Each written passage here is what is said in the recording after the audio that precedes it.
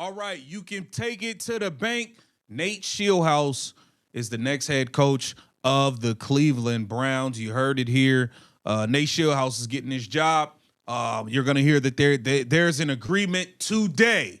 An agreement will be made today. Nate Scheelhaase will be the head coach of the Cleveland Browns, and that's just the direction that this thing is going to go. And I believe he's ready to work with Shedeur Sanders. Shedeur Sanders fits the mold. I think this is going to be a great partnership, and I cannot wait to see what they're able to do together. We got to get into all of it. Welcome to Keep the Vision. Make sure you like, comment, subscribe, share the channel, hit that bell notification, and hype the video.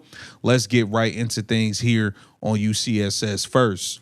In Los Angeles, meeting with the Rams passing game coordinator today for his second interview, the first in-person interview with Scheelhaase. Guys, do you think if he is their guy, if the Browns have identified Nathan Scheelhaase as the head coaching candidate they want to become the next head coach of this team, do you think they leave LA without signing a contract or at least agreeing to a contract today? Jason, you want to start us off on that?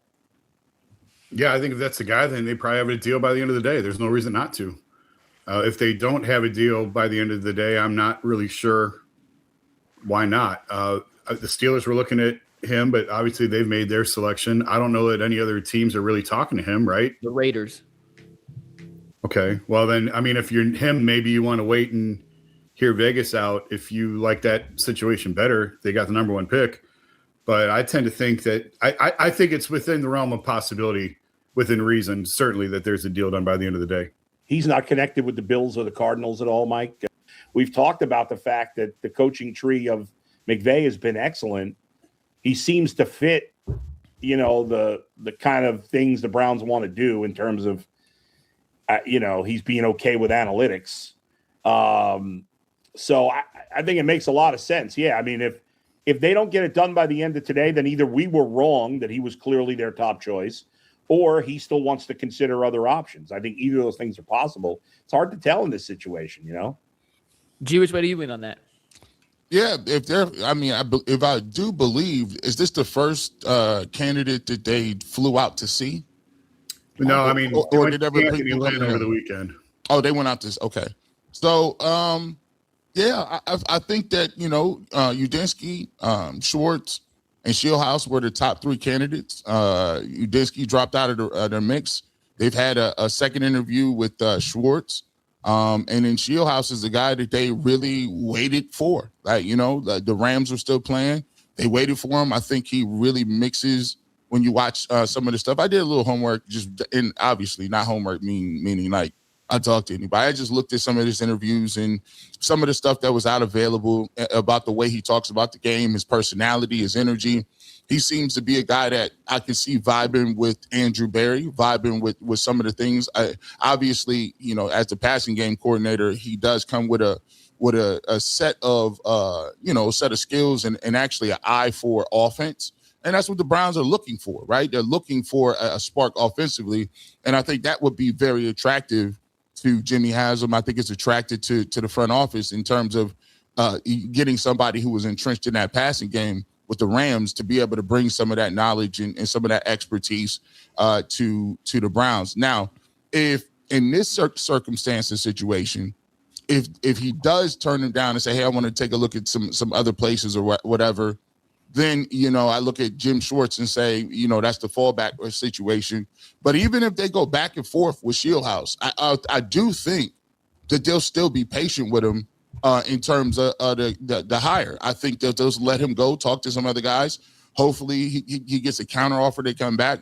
But I do think if I was asked myself, I do think he is probably the number one dude on their board. I think he's moved ahead a little bit of Jim Schwartz in my mind.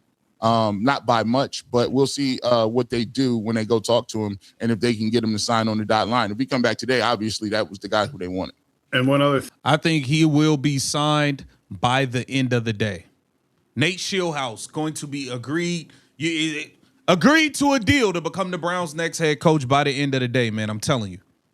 It may come out. Let's hear about, they're talking about what system best fits a Shedeur Sanders. I personally would love to see Shedeur Sanders in that style of offense that McVay has, where he has Matthew Stafford in shotgun. He got him under center. I think Shedeur Sanders will flourish in a system like that. And Scheelhaase coming from that McVay tree, I think this could be a match made in heaven. Later today that Nate Scheelhaase is the next head coach of the Cleveland Browns. They may not come to a deal. We may not find out who the next head coach is for a few days. So I wanted to ask this before we got there. If you could design an offensive system to best suit Shedeur Sanders' skill set, assuming for this conversation the Browns go into next season with Shedeur as their starting quarterback, if you could design an offense to best fit his skill set, what do you think that offensive system would look like? Well, I think the offensive system, despite what people say, I think that offensive system would be based on rhythm and timing. One of the things that I would do is I would come in, and as I looked at Scheelhaase as we watch these games, you take a look at what they're able to do. They're able to use motion and different things to scheme people open. But the thing that really helps them out is their offense always seems to run very well on time. They do a good job of hitting guys on the third step or the fifth step. Guys are where they are supposed to be. I think that, half of the process of a young quarterback is understanding when you need to play on rhythm. And then when things do break down, add the element of I can play off track too. The problem is sometimes when the game is fast and sometimes when you don't have the level of people around you, you're forced to play a lot outside of structure or outside of rhythm and timing because there's a piece of the puzzle, usually is off. Or, hey, I was supposed to get a little bit of time here, right guard, right tackle. Problem. Or we were right where we needed to be on schedule. It's 2nd and 4 up, offsides, false starts. Now you 2nd and 9. Those are the things. Wide receivers not being where they were supposed to be on certain routes. So for me, I think timing is the key. And then I want to accentuate the fact that he can move. I thought he moved a lot better than people gave him credit for. So I want to see more things and move in the pocket and some things like that, getting him out on the rollout and different things. And then I do want to accentuate also the ability to throw the football downfield.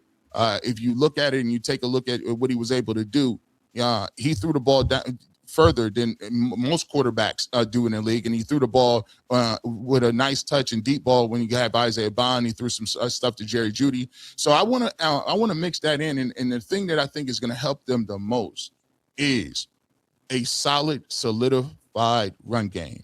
A run game in which you can still do some things. People talk like Kevin Stefanski. One thing that Kevin Stefanski did well in his early tenure with the Cleveland Browns was play action. You watch the Rams. The Rams are able to run play action and get the ball out and do things like that. So for me, I want an offense that is built on timing, built on a competent running game, built on guys being where they're supposed to be, and then the chunk plays, adding that into the mix and keeping the defense honest. I'm with G. I'm with G. Bush on that.